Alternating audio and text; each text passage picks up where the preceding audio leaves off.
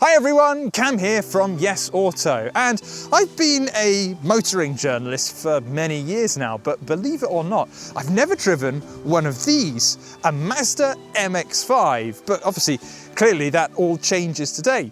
And I'm so excited to figure out whether it lives up to the legend of being pure driving nirvana, or whether it's just a little bit overhyped. All of that we're going to figure out in just a moment. But before I get into the review, remember to hit the like button and subscribe for more awesome videos just like this one.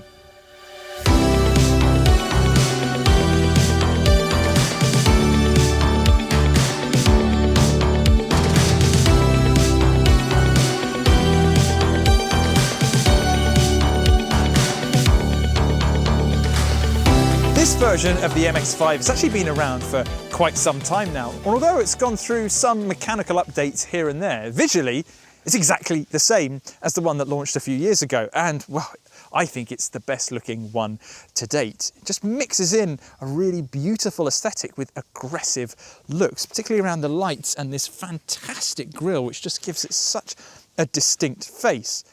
The previous generation version of this harked all the way back to the original MX-5 from the late 1980s, and it was so good to see them take a step away with that with this version. I love it. Now, coming further around, we've actually got 16-inch raised alloy wheels on this car. Now, these come with the R Sport version, which is a limited edition model, and unfortunately you can't spec these on the regular cars, even if you go for the top spec car. You can, however, get this paint. Now, it looks gloss from a distance, but it's actually metallic. And even on a miserable day like today, this bluey grey scheme looks, oh, it's just stunning. What a really cool, aggressive look for this car. The back's a tad underwhelming in my view, but this is something that kind of goes for a lot of Mazdas today. I think the fronts look great, but the backside's not quite as much. It's not ugly, it's just a little bit more rounded and a bit softer than the front end, but still, I just think this is a great looking car.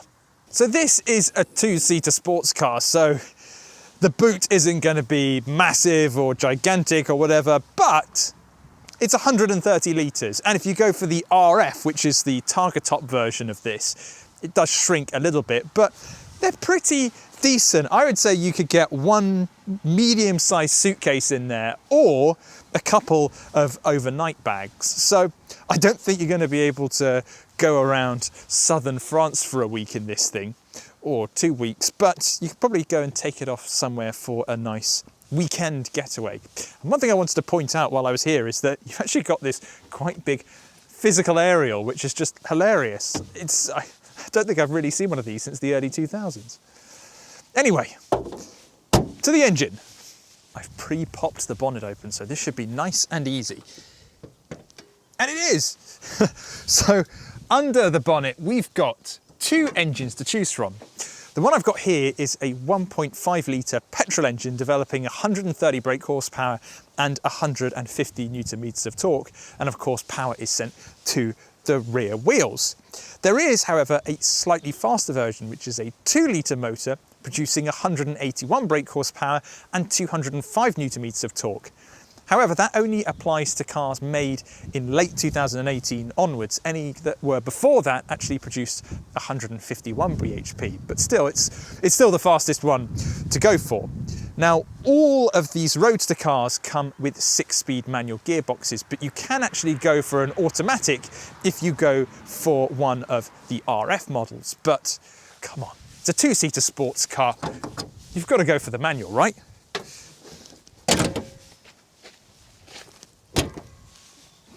Now, getting in the MX-5 is actually a bit of a challenge, not because it's low down, but because it's just a little bit cramped in here. So I'm just under 6 foot. I'm not the tallest person in the world, but still, I'm not short, and I can adjust the seat backwards and forwards, but I can't go up and down. So I actually feel like if I sit up straight, I'm sat on top of the car a little bit. So if you were 6 foot and above, you might feel like you're sitting in a toy car.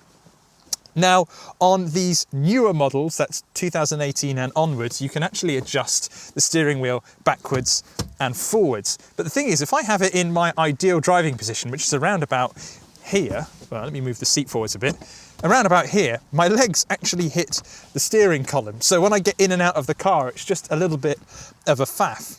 It's not the end of the world though. It's kind of something that you would expect with an MX-5 because it is a small two-seater sports car. But if you're a bit of a giant, then getting in and out of the car might just be a bit of a pain.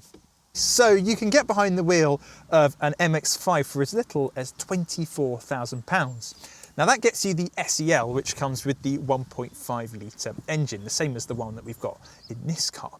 But you can spend all the way up to about £30,000 for the GT Sport Tech. And that comes with the bigger 2-litre motor, as well as a bit more leather in the cabin for a more premium, luxurious feel. The car I have here, as I mentioned earlier, is the R Sport. Now that was a limited edition car that cost around about £27,000, and you get those raised alloy wheels plus this beautiful burgundy leather interior, which you can't unfortunately spec on any other models. Sad news is they don't make it anymore. They sold out of them quite quickly. But if you head over to yesauto.com, you might be able to find a deal on a nearly new or used version. What's pretty good though is that no matter which one you go for, you get Apple CarPlay or Android Auto thrown in for free. And it's all accessed through this rather dinky little infotainment screen. And to be honest, it's feeling a little bit old-fashioned because it's Mazda's old infotainment software, but it does the job in this car. You're going to be too busy driving to really care about what's going on here. Now this might be quite a small car, but we've got lots of little places to go and tuck stuff away. So we've got a little tray down here where you can put a smartphone along with 2 USB ports. Those are regular USB and not USB-C. There's also an aux in, which is hilarious. So if you haven't bought your USB cable along, but an aux cable, and you've got a headphone jack on your phone, then you can plug it in here and listen to music. Or if you're really old school, you could plug in an iPod. Remember what they were? And you can just whack it in the center console there. A bit further back, there's a small tray underneath the armrest here. It's not that big. There's actually 2 coin holders in here. Again, do people use coins? But if they do, there's a couple of coin holders as well as a place to put your keys. I tend to put the keys in there when I'm driving, otherwise it rattles around a little bit. Now, a little further back, we've got 2 cup holders that actually seem like they're quite inconveniently placed, but when you're driving, it's actually quite easy to just reach back and grab your drink. There's a CD player back here as well, so you can bring CDs along. It's like stepping back in time. And then above that is it's kind of like a safe. So this is probably the replacement of the glove compartment, because there isn't a traditional glove compartment down here. It's a bit small, but it can be locked, so you could go on a heist or something and store the loot in there. Anyway, looks like it's about to start chucking it down with rain, so I'm going to whack the roof back on.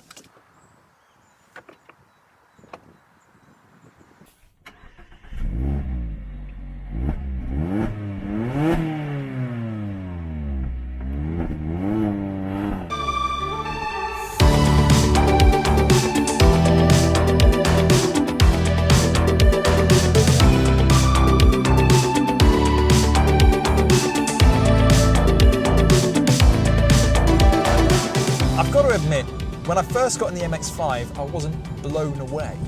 I was a little bit underwhelmed by the performance, and I know that we're in the 130 brake horsepower car, the slower one, but I just thought it was a tad on the lethargic side. Everything felt just quite slow. The gear change, the gears felt really long. And so I found it quite hard to enjoy at low speed, but the more I've driven it, the more I realise that the MX-5 requires a slightly different driving style. And when you crack it, it's so much fun. I've come to really, really love this car. So what it does, particularly in this model where it's not the fastest, it really requires momentum. So if you're on a really fun B road, instead of going through the gears all the time, what you want to do is just try and keep it in a certain power band. Try and keep it at a certain speed. And try and carry that momentum through the corners. And when you do, it becomes so rewarding, because as you're doing that, you're actually thinking more about the way you drive. It's a bit like driving an electric car where you're trying to think really hard to try and save and eke out a bit more energy. So speaking of that engine, let's talk about it. Most of the time when I'm buying a car, I think, give me the fastest engine that's possible, because I'm a big child and I like going fast and I spend too much money on fuel. But this thing, this 1.5 litre motor is such a peach. So again, not only do you have that fun of trying to carry the momentum through corners and really think about the way you drive this car, it sounds great. When you really put your foot down, it's got this really nice barky growl to it. Now, I've not driven the 2 litre motor, and people do say that it is a noticeable step up in performance. So if overtaking stuff is something that you do often, then the 2 litres the one to go. But in terms of character, I've read that this one is a little bit better, and I'm finding it really hard to deny that. I think it's so cool. And when I talk about carrying that momentum, I don't mean that it feels slow. This car really just loves to play. It's got a really nice darty front end with really responsive steering, if a little bit on the lifeless side. And the back end, if you really throw it about, will absolutely want to step out on you. Now we've got to talk about this gear change as well, because it is so good. It just feels really mechanical, like I'm physically changing the cogs, but it's got a nice short throw to it as well. So flicking through the gears is dead easy, and it just means that you're always engaged with the car, even at low speed. Just a simple change from second to third is deeply satisfying.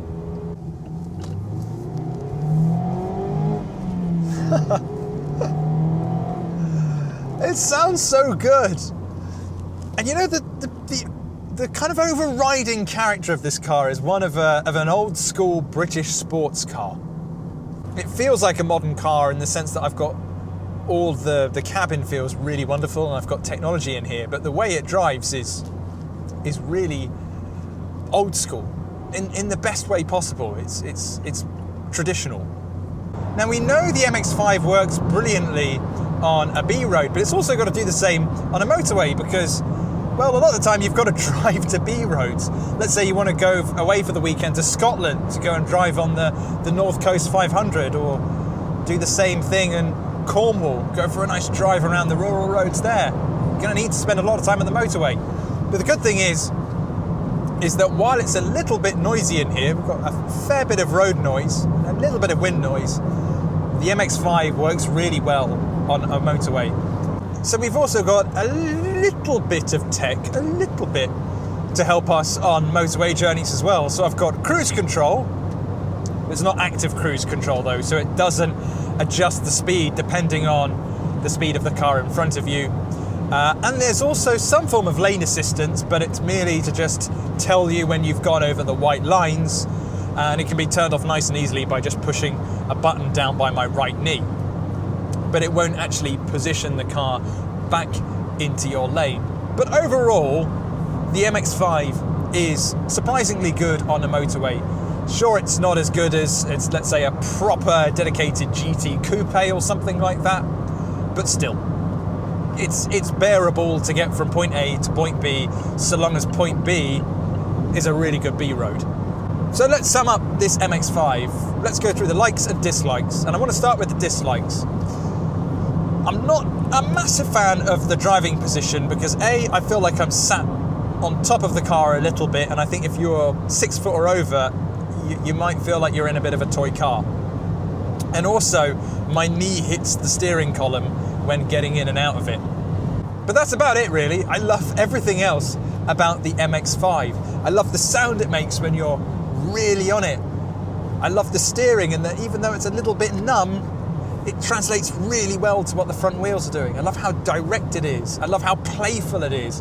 And I think crucially, it's just so much fun no matter how fast you're going. If you're going relatively slowly, it's a bag of laughs.